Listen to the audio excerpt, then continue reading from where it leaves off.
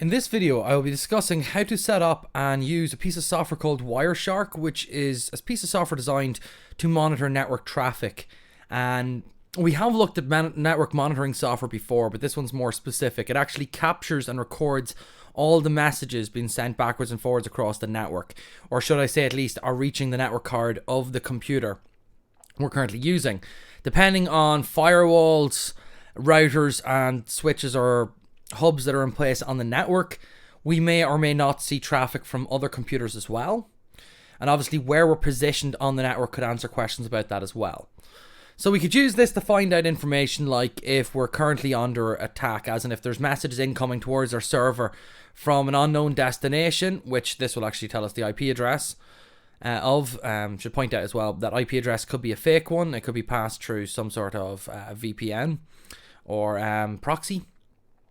It might also tell us about services that are running or viruses that are running on our computer that are using too much network traffic or shouldn't be running and using any network traffic at all. So to do this, we have to first install Wireshark, and we do this by double-clicking on the application Wireshark and following the on-screen prompts. Now, one thing to be aware of is that you have to install both the T-capture, the network capture, and you don't have to install the USB capture plugin, but it could be useful because it shows you all USB traffic coming in and out of the computer too. So make sure those boxes are ticked. Mine doesn't show either box because I currently have them installed already. So there's no reason for me to install them again. But make sure that if you actually don't have this program installed already, that you tick those boxes.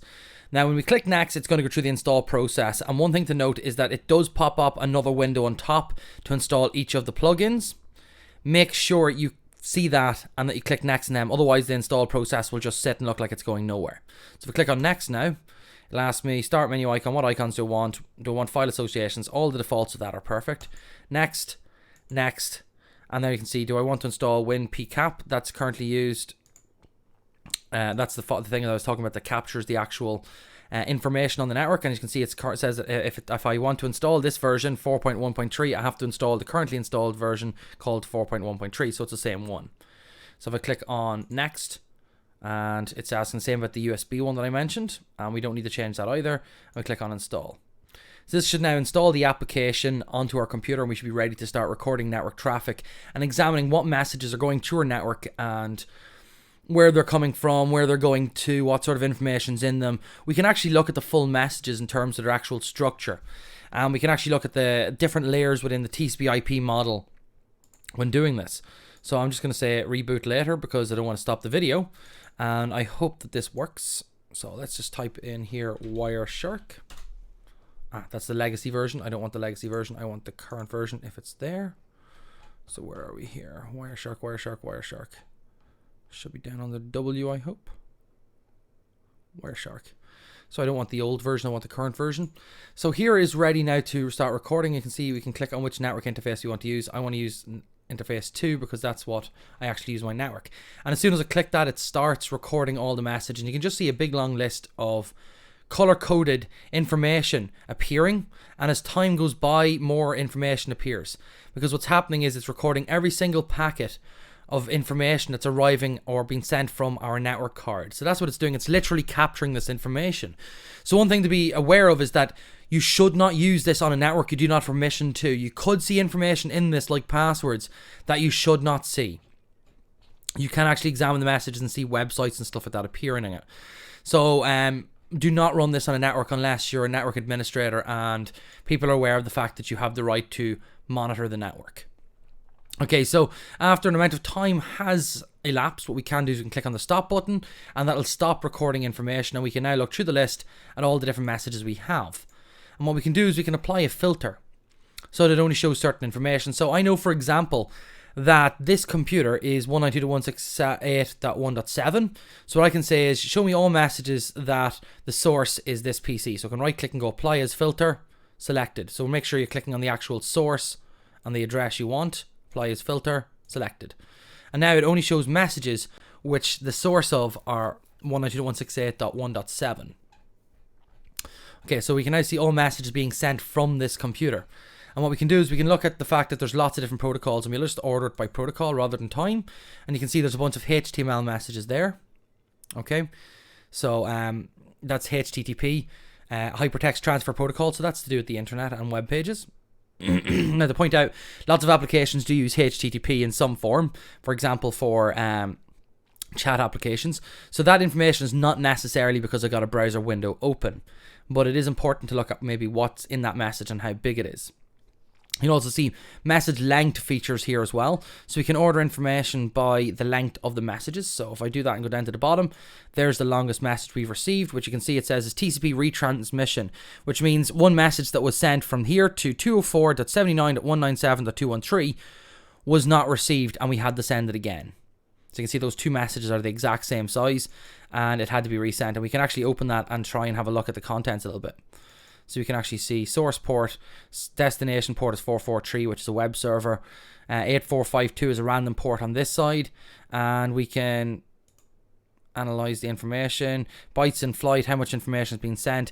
And we can look at the entire structure. So if I go Internet Protocol version 4, that's the IP layer. And we can see that it's using an IP version 4.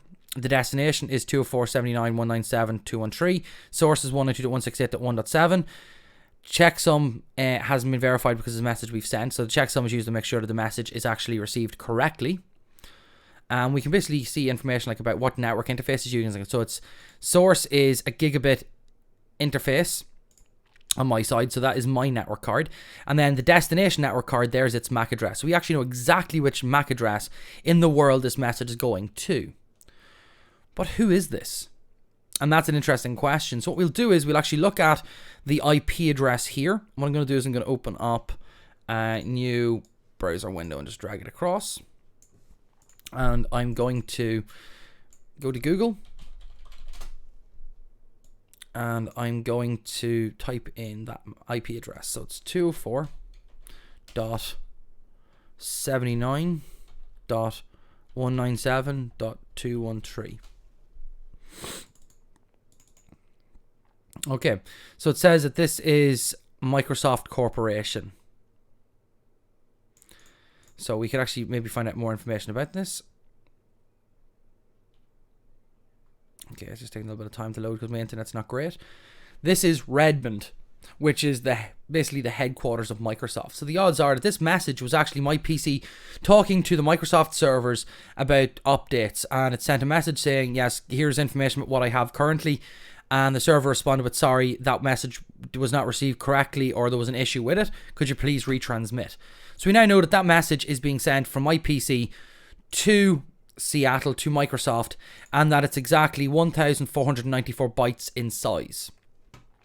And I'll say there's absolutely nothing wrong with that message because it's actually been sent to Microsoft servers, and this is Microsoft Windows PC. So while Windows Update is actually running on this PC, that is going to happen quite frequently. Okay, what we can also do is we can look at other IP addresses here. So there's another retransmission. And who is that? So we can see once again a TP-Link network card for this destination. And it's 157.240.1.35. Okay, so you should try the same with your transmissions. 157 dot. Look that I need to look up here. 157.240.135. 135. And we'll just do another who is. So this is California. And that is Facebook. So you can see there that the message that was sent out, the other large message, was actually to Facebook's servers, which makes sense because I have other browser windows open, and Facebook may actually currently be open on one of those for Facebook chat or something like that, because it's going to have to constantly send a request saying, could you update the conversation? I'm wondering if there's new messages from people. So we can very easily go through this, and any messages we see as being suspicious of any type, we can analyze what they are. And that actually we can tell to a degree here. So you can see this is TCP, which means just the transmission control protocol. We can also see the port that it's using, which is 809. Or sorry, that's not the port, excuse me. So let's see what port this is actually using. Port, destination, so Internet Protocol. Where's this here? Destination and source ports. Destination is 443, so it's a web server again. So we can see there that that's supposed to be a website. That makes sense because it's Facebook, and it makes perfect sense that it's actually sending requests. Now, what you'll also notice is UDP and TCP are both featuring. UDP is a protocol used for transmission of generally streamed information, where what we want is the most recent data as opposed to all the information. So if we receive a message and then we receive another one that was supposed to arrive a minute ago or a second ago, we discard that, saying we only want the most up to date. So UDP is quite good for streaming movies or video games and stuff like that there, whereas TCP, we must receive all parts of a message. Now we can actually get a little bit of an idea of what's in this message by looking at this here. This is the hexadecimal representation of the message, and here is that written back out in ASCII. And you can see this says Dwayne PC Windows 7 Ultimate Edition. Now, what I will point out is this is Windows 10, but it was previously Windows 7 Ultimate Edition, so it identifies as being Dwayne PC running this operating system. That, as I say, is out of date, but nonetheless, you can see there's a message being sent to this destination, which is itself, with details of who it is. And it's just updating that information all the time. Right, okay, so what we're going to do now is we're going to actually target a specific piece of information.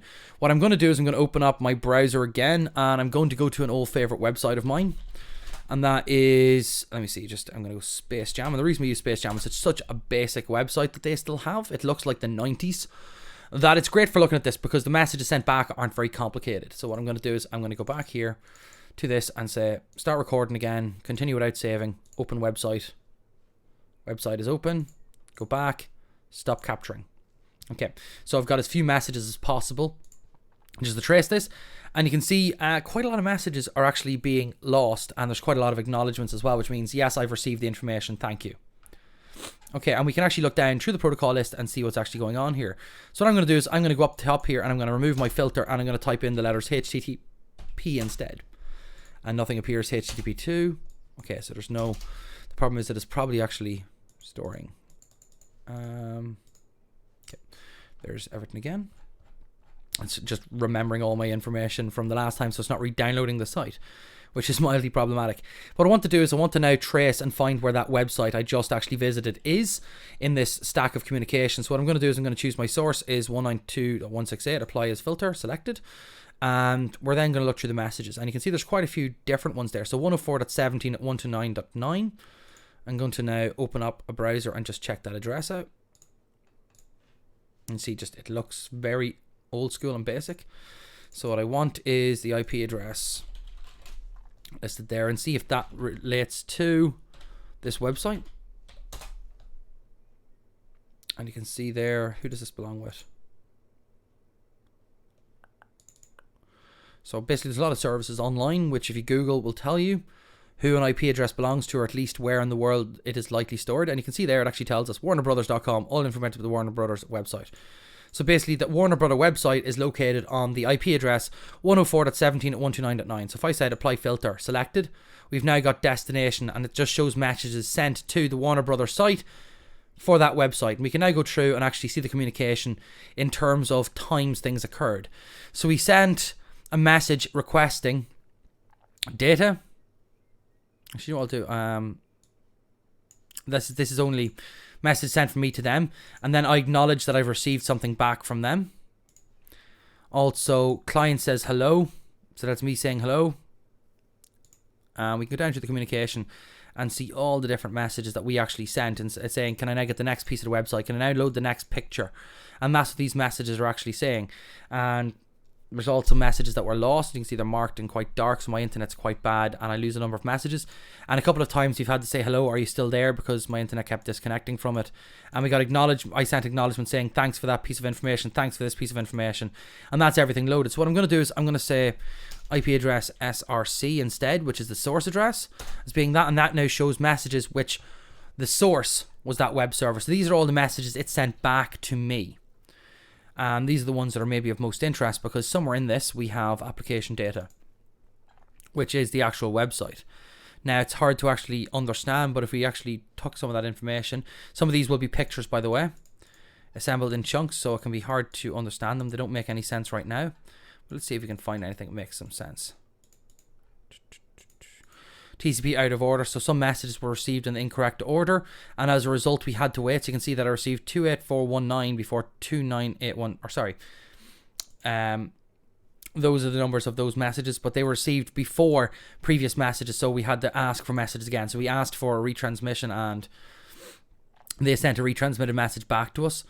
So we can see there was a lot of issues with this communication. There was a lot of messages lost in the process, which is the sign of a bad network connection. So this could even tell us if there's issues with our network. If we're getting a lot of retransmissions, a lot of messages are being lost. Okay, so I'm now going to target is looking at a specific protocol.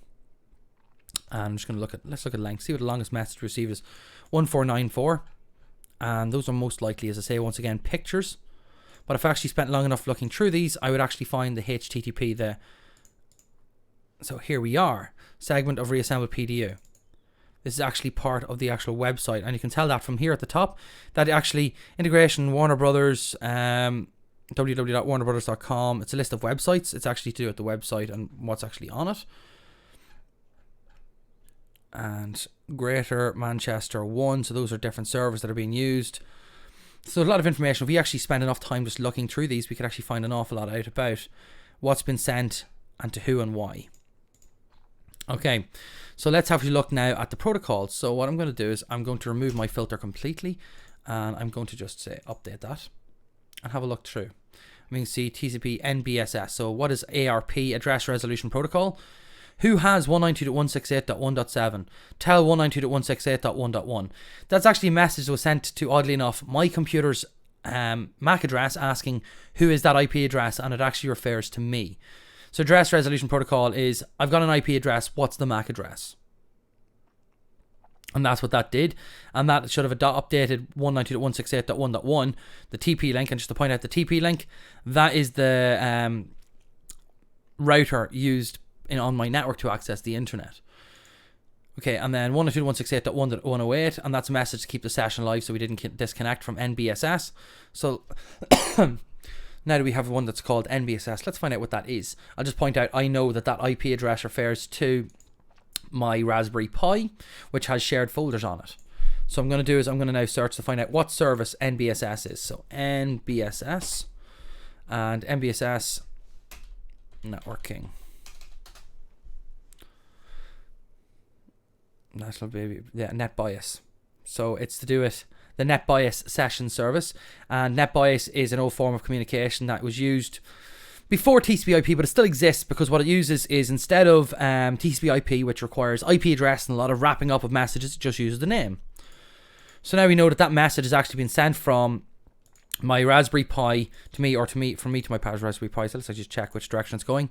It's going from my Raspberry Pi to me, and it's trying to keep a session of communication alive with me, where the communication is based around using the computer's name rather than IP address to communicate. Okay, you can see there's a lot of other messages there. So if I wanted DNS, so DNS is, could you find out who this location is based on an IP address? So it doesn't actually want me to filter that, does it? No. So I'll just type in DNS and it should show me all messages sent DNS. So it's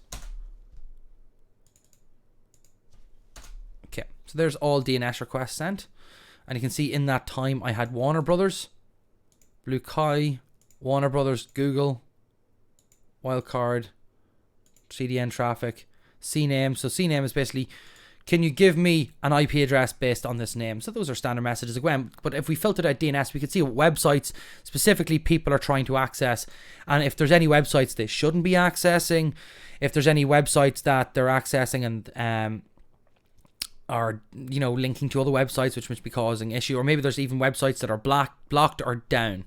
And you can see what's actually happening here is there's a request from, say here, from my PC to the DNS server 8.8.4.4 for what is the IP address for warnerbrothers.com. And if I click into the response from that, which is here, I should have somewhere domain name response answers. It is 104.17.129.9 and 104.17.130.9. So there is the DNS record that we are looking for. That means my computer could now connect to their server and request the website's information. So we can actually see the two-way communication. Me asking here and me receiving here. So have a look through this. Have a look at the different services listed on their protocol, the different source IP address and destination addresses, as well as the size of the messages, the contents of the messages, and basically what number in the sequence and what time it took to actually reach that. You can see that time-wise, the first thing to occur was me requesting Warner Brothers and then receiving a response. Then there was Googled Tag Manager, and there was another request for a subserver of Warner Brothers, and we got 2 responses in quite quick succession, because if you actually look at the time there, that was 2.42 seconds and 2.43 seconds. So the servers hadn't got a chance to respond. And just to point out, 8.8 at 4.4, that is Google's DNS servers. So that's where my request has actually gone to. It's gone to Google, and I received the response. All right, so that's everything we really need to cover. Play around with Wireshark, see what you can actually filter out using the filters up top. Try typing words in or right-clicking on stuff to apply filters, and see what messages are actually being received by your computer. Just make sure to click stop, because otherwise you'll get 10,000 messages in a very short succession.